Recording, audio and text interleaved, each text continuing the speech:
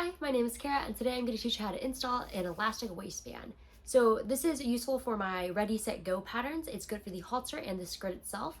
You can also use it for my game, set, match top, the light version here, because it does also use elastic, but I wrote that pattern before I knew how to install like elastic this way, so this is just another method that you can use versus the one that's actually written in the pattern. You can use this method if you're following along with my patterns, but you can also just use it for literally any pattern or project that calls for it. So this would be good for a top-down skirt or shorts, or a bottom-up top, or you could even use it for the neckband of a top-down sweater for a nice elastic, stretchy edge. For materials, you're going to need a crochet hook. It doesn't really matter what size you're using here, just as long as it works with whatever yarn you're using. You're also going to want scrap yarn, and this is for the provisional cast on. And I recommend using also a smaller set of needles to pick up stitches later. You can also just use needles that are whatever size you're using for your project though. Just make sure you have an extra set of needles. The first thing that we're going to do is we are going to cut the elastic, and this is how I like to do it. Okay, in order to install your waistband, I already cut it actually, but let me just show you how I decided to see how long it was supposed to be. So I just placed it around where I want the skirt to sit, or the waistband to sit, and I want this to sit like right at the smallest part of my waist because I want it to be high-waisted. And then I just tugged it a little, gave it slight pressure, and then I allowed about 1 inch for seaming. And that's how I figured out how much elastic to cut. Now that we've cut the elastic, we are just going to sew it together, and I am no seamstress. I literally use embroidery thread and whatever needles I have lying around. So if you're an actual seamstress or you know how to sew, please don't judge me too hard. I learned how to sew like years ago, but I have a machine, but I didn't want to use it for this.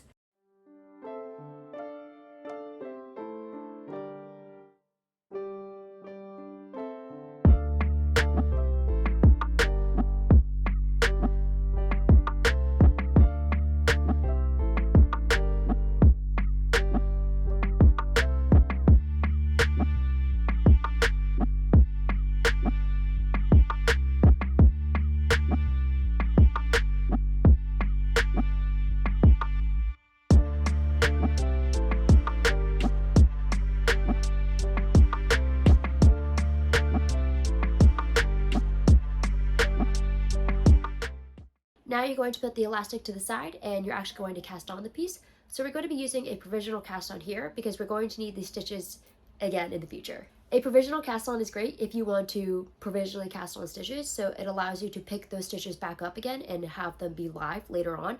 But people also use this method to just cast on regularly because they like the way that the edge looks.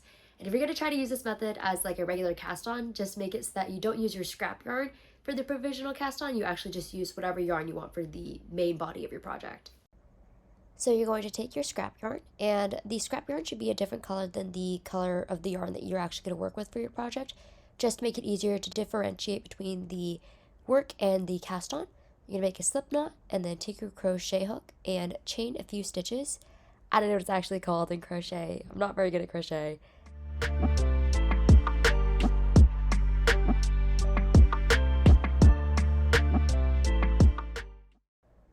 Once you finish chaining a few stitches, you're going to take your needle and you're going to place the working yarn behind that needle and your crochet hook in your right hand, and you're going to continue to chain some stitches, but making sure that you're wrapping your yarn around the needle before you go through the loop of your crochet hook. And you'll just continue to do this until you've cast on as many stitches as you need. And some people actually use this method to cast on stitches. They just use their main body yarn instead of using a scrap yarn, but we're using this for provisional cast on.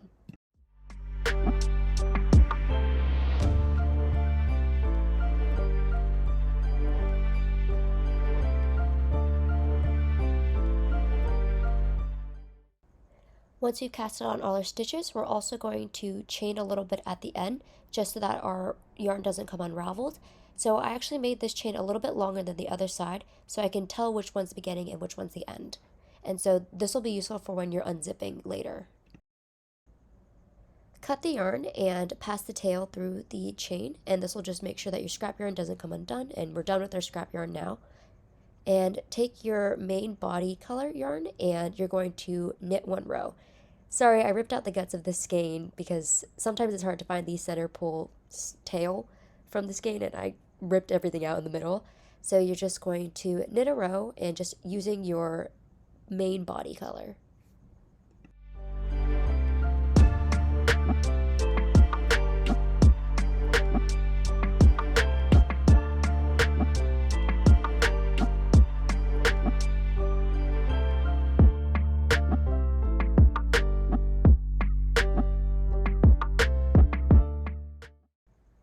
Now that we've knit one row, we are now going to join in the round, and you're going to want to make sure that nothing's twisted. And you're also going to want to make sure that you're having the knit side facing the inside of your loop. And I am being super careful with joining the round because I recently cast on a project and joined in the round, and it was twisted, and I didn't realize until after I was done with all the ribbing, so I had to start over. So make sure that the knit stitches are facing inwards. That's the purl side. This is the knit side. And you're just going to join in the round. And it's kind of tricky with this attached yarn, and I accidentally pulled the stitch out, so definitely be careful with that. But this is how I fixed it. I just re-threaded it through the loop,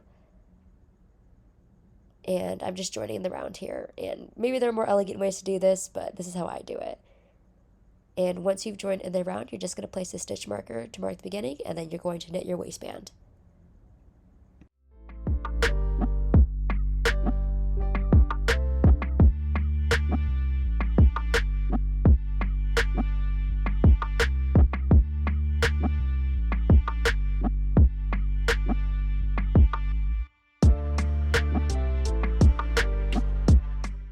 Now we're just going to add length to the waistband. So however long you want to make your waistband, make it here, but just keep in mind that you're also going to be knitting the back of the waistband as well. Now that we have our waistband to the appropriate length, or whatever length we want it to be, we're just going to do a single purl row, and this will just make it so that the fold over is nice and neat.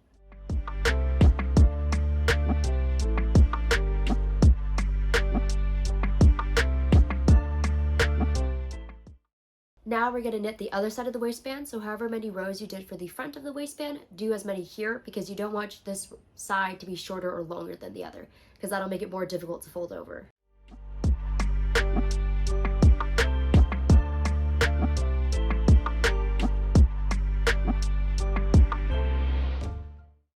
We're now going to grab the stitches that we provisionally cast on. So you're going to unzip your provisional cast on, but I actually like to pick up stitches first before that because it's a little bit easier to pick them up and then unzip a little bit, and just pick a little bit up, then unzip, pick a little bit up, unzip. That's like a tongue twister. Not really. But just pick up a few stitches and then unzip and then pick up a few stitches. And this is when you're going to be using your other set of needles. So take your other set of needles and you're going to undo the chain. And remember that the chain that we ended with is easier to undo than the other side. So we're going to undo it, and it's a little bit difficult, but it's definitely worth it.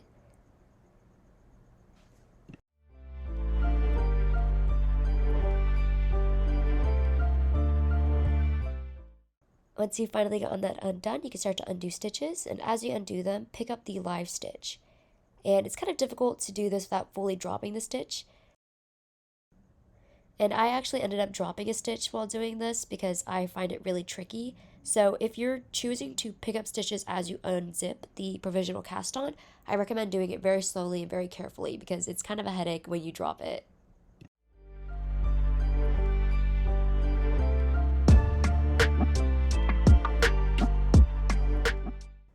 And that's why I actually like to pick up stitches before I unravel.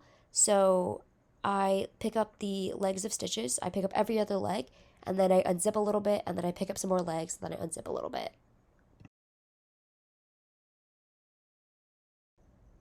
And it might get a little bit sticky because you very well might have accidentally knit into the provisional scrap yarn, so you might have to do a little bit of ripping, but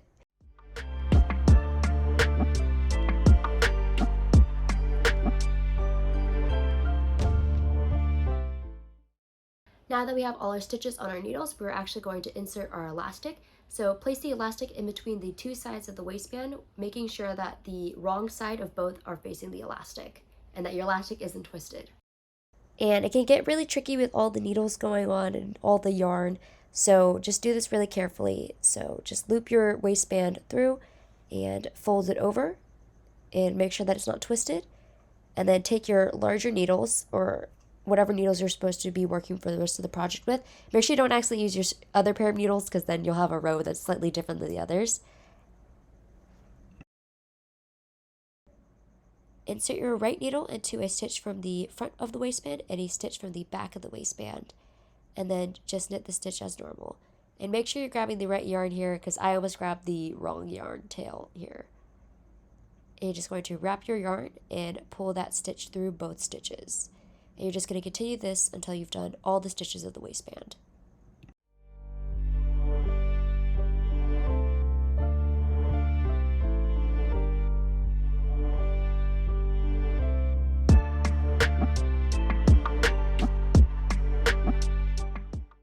Once you're done, you're just going to place a stitch marker and begin to add length to your project. And you've added a waistband to your project.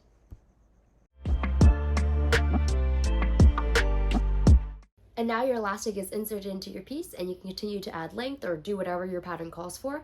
If you have any other questions, feel free to leave a comment or reach out to me. Thank you so much, and I hope you have a lovely rest of your day. See ya!